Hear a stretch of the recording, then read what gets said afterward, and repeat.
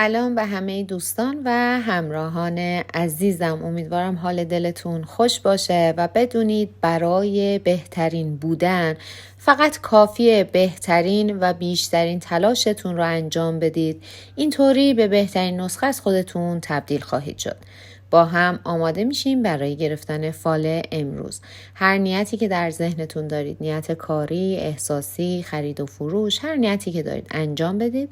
تا چند ثانیه دیگه میریم سراغ دیوان و من غزل و تفسیرش رو براتون میخونم.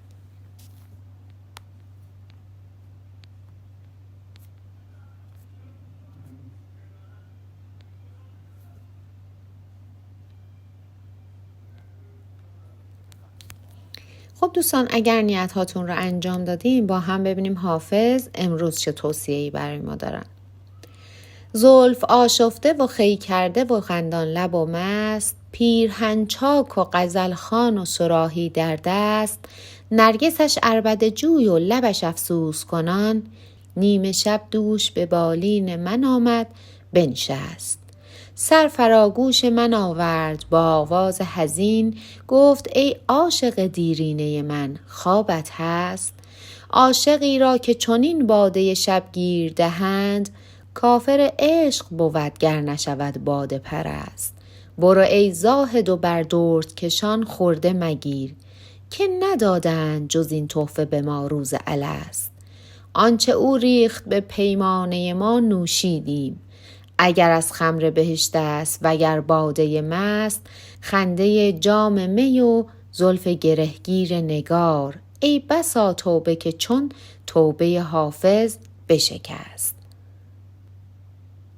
خب دوستان، باید بگم که در این غزل حافظ از اومدن معشوق بر بالین عاشق و به تندی حرف زدن اون با یک تصویرسازی زیبا صورت گرفته و در واقع این غزل حاصل اندیشه و تکمیل افکار عده‌ای از شاعران قرن پنجم هست که حافظ از اون الهام گرفته. اما در تفسیر این غزل حافظ میگه بخت و اقبال به شما رو میاره و موفقیت و پیروزی های زیادی در انتظار شما هست. اما باید بدونید درسته که به دست آوردن موفقیت کار آسونی نیست، اما چیزی که از اون سخت‌تره نگه داشتن موفقیت و استمرار در کارهاتون هست. سعی کنید کارهاتون رو به درستی پیش ببرید و به حرف کسانی که به شما خورده میگیرن، بهتون ایراد میگیرن توجهی نکنید. آرزوهای دست نیافتنی در سرتون دارید، آرزوهای محالی در ذهنتون هست و خیلی وقتها خودتون رو در افکار و این خیال پردازی ها غرق میکنید. قدری باید منطقی برخورد بکنید. چیزی که به نفع شما نیست و براتون اتفاق مثبتی رو در بر نداره بهتره رها بکنید. اینکه شما ساعتها افکار و زمانتون رو توی خیال پردازی بخواید بیهوده تلف بکنید، هیچ چیزی عایدتون نمیشه جز اینکه زمانتون رو هم از دست میدید. از این خیال پردازی ها میتونید ایده بگیرید در جهت بهتر شدن و در جهت پیشرفتتون، اما به صرف اینکه فقط فکر بکنید خب چیزی از پیش نمیبرید. قفل کارهاتون به دست خداوند باز میشه. فقط سعی بکنید به درستی کارهاتون رو انجام ببرید و ناامید نشید. دوستانی که نیت احساسی داشتن، حافظ میگه کسی پا به زندگی شما گذاشته که هر بار این شخص رو میبینید بیقرار میشید، بی خورد و خوراک میشید و شما از این بیقراری لذت میبرید. رفتارهای عاشقانه اون شخص به شدت شما رو شیفته خودش کرده و خیلی اوقات امور زندگیتون رو به این شخص سپردید و برای شما فرقی نداره که این عشق شما رو به کجا میرسونه و تهش چی میشه، براتون نتیجه مثبتی حاصل میشه یا خیر. حافظ داره میگه سعی کنید به خودتون بیاید، گول ظاهر انسانها رو نخورید، از خواب غفلت بیدار شید و سعی کنید در زندگیتون یک تحول جدیدی ایجاد بکنید تا زمانی که دیر نشده. قدری با چشم باز به این شخص نگاه بکنید و اگر فکر میکنید آینده‌ای برای شما نداره و اتفاق مثبتی قرار نیست در زندگیتون بیفته، بهتره رفته رفته این شخص رو از زندگیتون حذف بکنید. چون متاسفانه در این راه شما از عقل و اندیشتون کمک نمیگیرید و به شدت تابع احساساتتون هستید که این اتفاق اگر بخواد بیشتر از این ادامه داشته باشه ممکنه موجب بدنامی شما بشه. بهتره با یک شخص با تجربه در این زمینه صحبت بکنید، شخصی که مورد اعتماد هست و ازش کمک و راهنمایی بخواید. در مورد نیت و هدف و کاری که قرار هست انجام بدید، حافظ میگه زندگی مثل یک مبارزه برای بودن و هستی هست. پس برای اجرای این نیتتون باید تلاش زیادی انجام بدید. باید مثل یک میدان مبارزه بهش نگاه بکنید که برای ثابت کردن خودتون، برای به نتیجه رسیدن این نیت از هیچ تلاشی دریغ نکنید. و همونطور که گفته شد موفقیت در انتظار شما هست، اما باید استمرار داشته باشید. دل سرد نشید چون هنوز یک راه طولانی در پیش دارید که باید در این راه اراده و تلاش زیادی داشته باشید. حافظ میگه اصولا شما فردی مردد هستید در تصمیم گیری هاتون.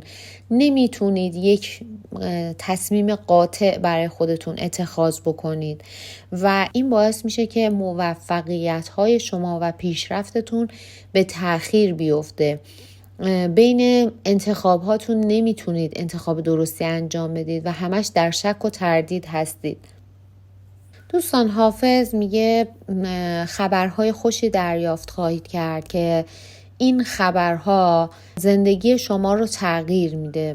به مقام، ثروت یا چیزی که در ذهنتون هست خواهید رسید و اتفاقاتی براتون رخ میده که برای شما منفعت داره.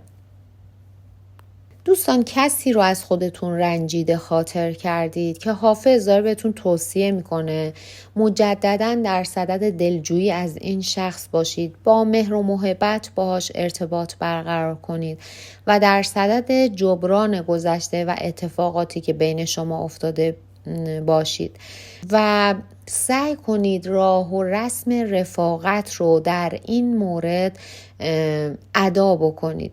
شاید این شخص ته دلش از شما رنجیده خاطر باشه و نخواد خیلی مثل قبل با شما رفتار بکنه، اما اجازه ندید دلخوری از شما در دل ایشون باقی بمونه. سعی کنید این کدورت رو هر طور که شده از دل ایشون رفع بکنید.